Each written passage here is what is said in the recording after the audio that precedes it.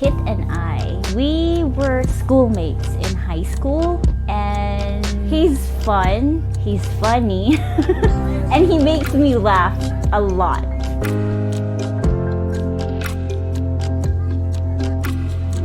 Very often times when we ask people how they have come to fall in love, they look at each other and try to find reasons in each other. And maybe they would say, because I have found in him or in her what I had been looking for in a spouse. My brothers and sisters, we are gathered here this afternoon in order to raise our hearts and our minds in common prayer to God our Father, especially for Carlo Christopher and Anne Maria. May they be to each other signs of the love of God, and both of them as husband and wife, signs of the love of God in our lives.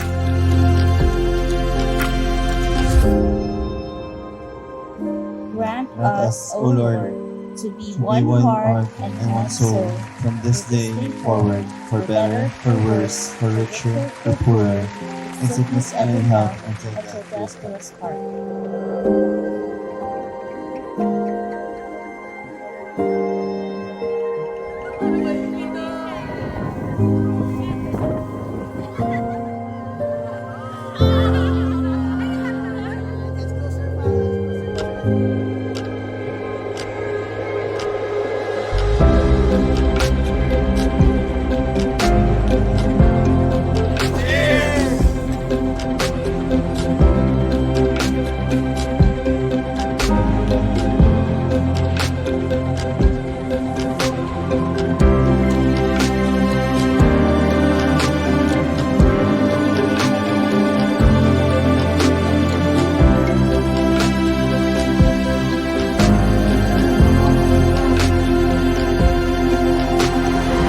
And so, my brothers and sisters, once more, we ask God for that special blessing to make this marriage truly a sacrament.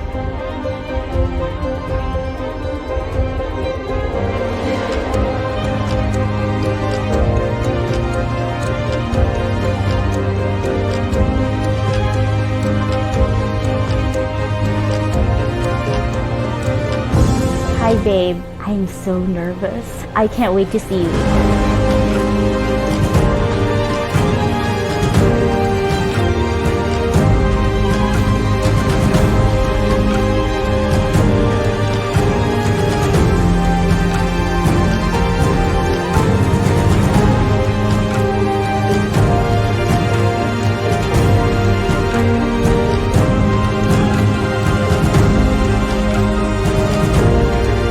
Let me extend our warm congratulations to Kit and Anne.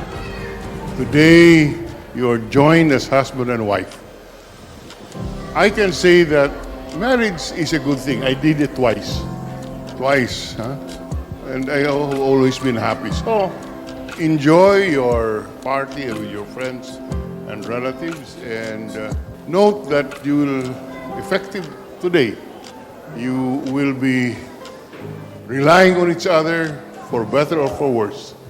And we will always be there to support.